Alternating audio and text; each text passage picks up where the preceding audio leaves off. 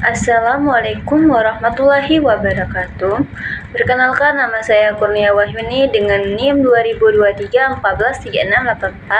Prodi PGSD kelas 2R, MK Pendidikan Agama, dosen pengampu Bapak Dr. Haji Hendra Wijaya, SHG MPDI. Di sini saya akan menjelaskan materi saya yang berjudul tentang bagaimana membumikan Islam di Indonesia.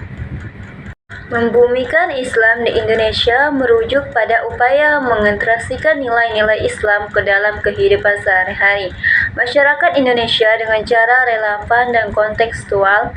Konsep ini berfokus pada bagaimana ajaran Islam dapat diadaptasi dan diterapkan sesuai dengan budaya, tradisi, dan kondisi sosial masyarakat Indonesia.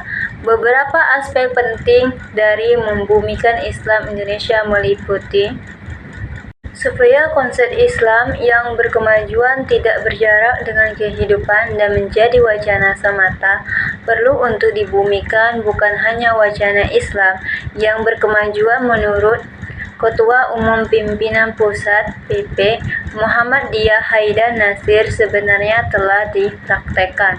Namun demikian, pada urusan tataran teknis bagaimana cara mewujudkan dan membumikan Islam yang berkemajuan masih perlu diperjelas. Haidar Nasir pada Sabtu tanggal 24 bulan 12 di acara pembukaan Musyir PNW Jatim di Ponorogo 4 cara membumikan Islam yang berkemajuan. Cara yang pertama adalah dengan mengidentifikasikan kualitas maupun kuantitas gerakan keagamaan di kehidupan masyarakat. Keberhasilan Islam menjadi agama mayoritas di Indonesia, Ibu Haidar tidak bisa dipungkiri karena pendekatan yang digunakan adalah dengan cara damai dan berbasis pada kultur atau budaya.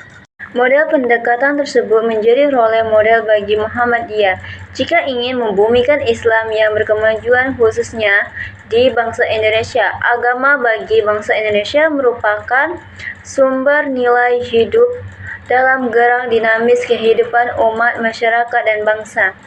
Terkait dengan beberapa isu miring yang mengaitkan agama sebagai sumber radikalisasi, perpecahan, bahkan politik identitas sebagai suatu yang menghancurkan, guru besar sosiologi ini meminta supaya ada orientasi dan kembali membaca sejarah perjalanan Indonesia.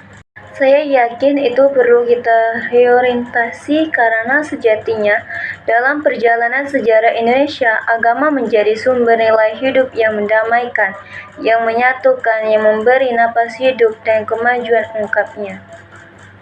Kedua, cara membumikan Islam yang berkemajuan dengan cara membangun dan meningkatkan kualitas pembinaan jamaah dan komunitas masyarakat di akar rumput.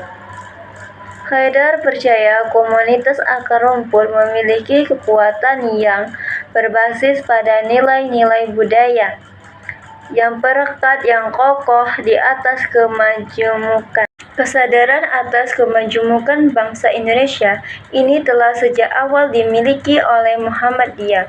Oleh karena itu, gerakan organisasi sosial keagamaan pada awal 1920-an sudah diterima di seluruh penjuru negeri seperti pada 1992, sudah menyebar sampai Aceh pada 1926 bahkan sampai ke Maluka, Papua.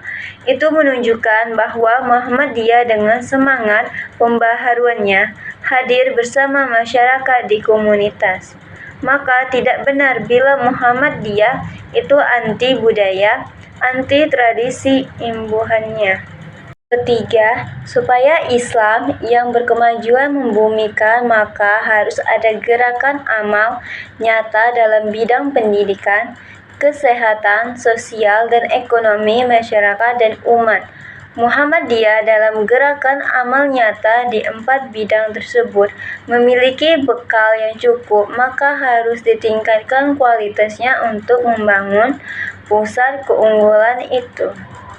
Keempat, memperkuat dan mengokohkan bangunan persatuan bangsa dan ukhuwah umat supaya bisa menjadi bangsa besar dan berkemajuan. Dalam hemat Haidar, tidak ada bangsa yang maju jika terjadi pertikaian dan pembelaian, maka Muhammadiyah diharapkan hadir menjadi perekat persatuan bangsa. Kesimpulannya adalah, Islam adalah agama yang diturunkan Allah SWT kepada Nabi Muhammad SAW sebagai Nabi dan Rasul terakhir untuk menjadi pedoman hidup seluruh manusia hingga akhir zaman. Kewajiban sebagai umat Islam untuk membumikan Islam sudah tertera dalam berbagai hadis dan surat di Al-Quran. Banyak cara yang dapat ditempuh dalam membumikan Islam di Indonesia.